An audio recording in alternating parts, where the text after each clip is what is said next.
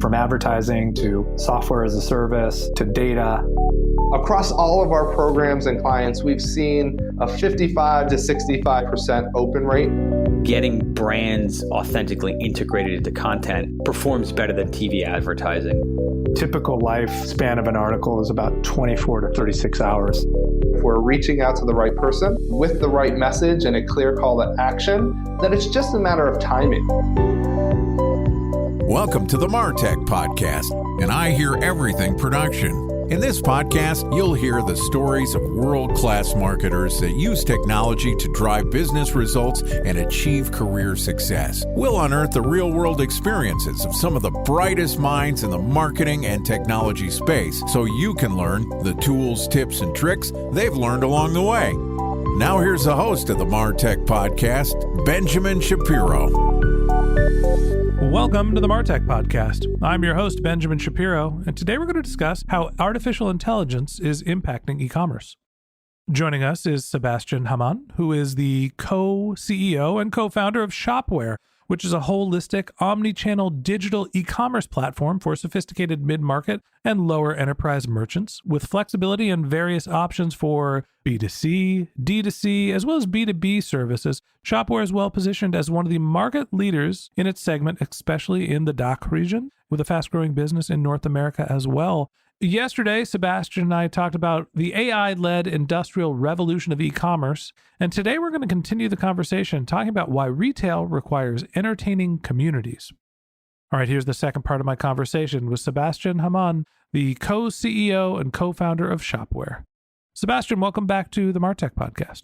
Hey, Benjamin. Thanks for having me. Of course, excited to have you back on the show. Yesterday we talked about how the future is here. Artificial intelligence is changing how we automate our processes, changes how we are offering products and solutions, building better customer experiences, specifically in e-commerce. But there's one thing that hasn't really changed, even though the world around us is led by artificial intelligence, which is the importance of human connections. Talk to me why retail still requires entertaining and building communities.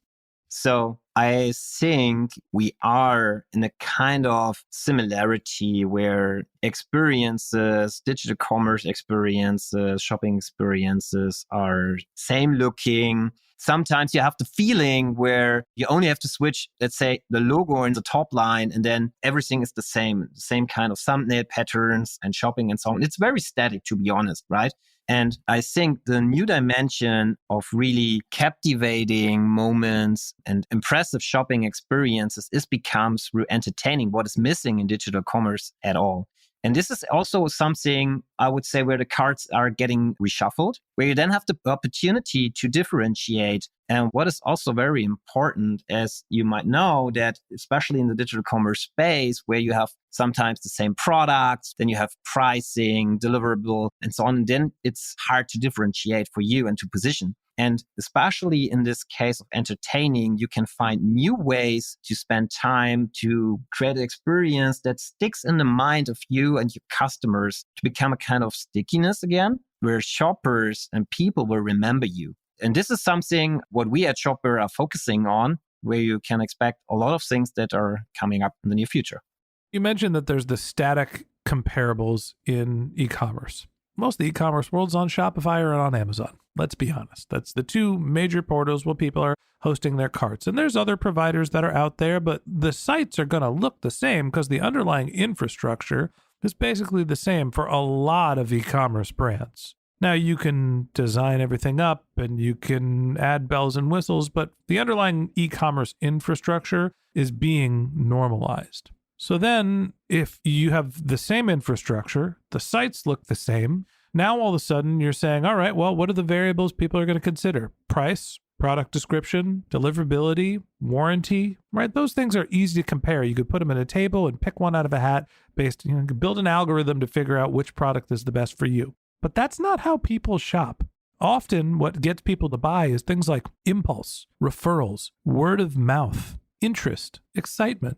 So why is community specifically something that helps actually drive purchases as opposed to become a distraction for e-commerce businesses? Why does community really matter?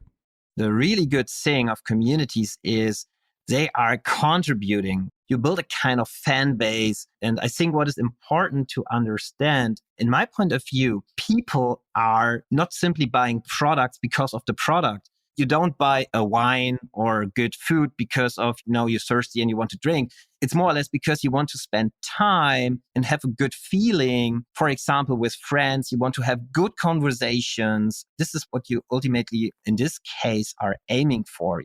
You want to have an experience with friends. You want to spend time. This is what is value for you. And especially with this mindset, if you then think about communities, you will have like-minded people who want to have this kind of experience, who want to share, who want to contribute.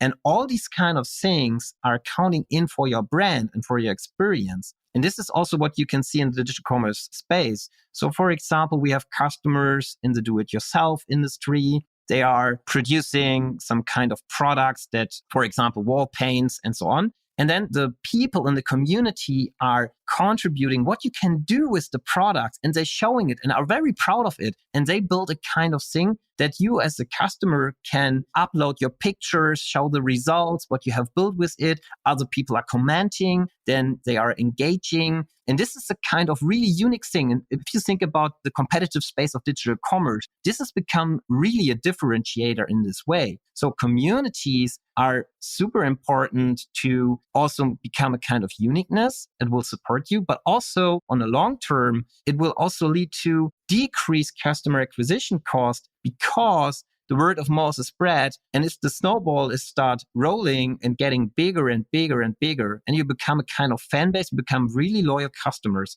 And also don't miss that these kind of people are also will lead and give you data how you can improve the product. If you are a manufacturer, you will collect really cool insights and tips about how your product is used and how you can improve it. And in the digital commerce industry, sometimes you can find also examples where people are creating by themselves and contributing new products for your brand. So this makes a lot of sense to invest in community building and build a strategic password. Have you ever heard of a Birkin bag? Not really. I heard in the Jay-Z rap. I must have Googled it a couple years ago. Birkin is a bag that sells for $9,000 to $15,000 retail. They're handbags, leather handbags. And some of the aftermarket sales are like $300,000 for like Hermes Birkin collaborations.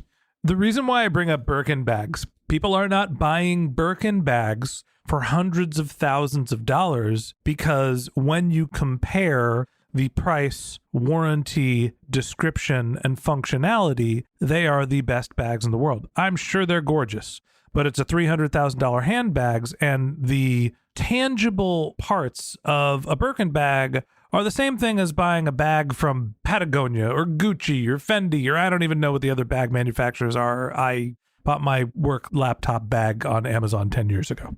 Moral of the story is brand matters. And what helps drives brand is how other people are talking about you. Word of mouth matters. Community matters. This is what helps you build interest and get people to have the want, the desire, the wish to have your product, not the need, not the tangible, but all the human elements about e-commerce that make us really interested in products and feel like we have a connection to them. So I guess as I riff about the importance of community and why it matters specifically in e-commerce, can you give me some examples of brands that are doing a good job building communities around their products that help them drive more sales? I think a very prominent example is Lego, as you might know from your kids or even from yourself as you played with these kind of things. They're building up communities where also people are contributing and showing what you can build with it. Also, the kids are engaging with this Lego Live system where kids are showing what they are building. We have customers in the do-it-yourself community. As I mentioned, Miss Pompadour, it's a direct brand from Germany, who is becoming more and more popular. And they also manufacture and building wall paint, varnish paint, and all these kind of stuff. But what they really do and also accelerating is to create a symphony of inspiration where then also the founders that are creating the product and so on are also, you can see, and they are into the game. They play together with the community, with the people who are engaging, how you can paint furnitures, for example, how you should do it, give tips and inspiration about it. And people value it. And then they're engaging and sending things back. And then they created a kind of gamification approach where you get achievements and awards for what you have contributed to the brand, to the community itself. What is also very valuable to get. And then it goes even beyond that. They are going to create new dimensions of experiences and tools you can use. For example, a separate app where you then can try and get a more realistic feeling about how the room is looking with augmented things like you put your camera to and then you can see how the wall is painted in different colors or the furniture and so on. So they're really into the game. They're very authentic and collect even more feedback and use it to improve every day. There's a word you said that I feel like most people listening to this podcast might have passed over, and I think it's the most important thing you said in this episode. It's together.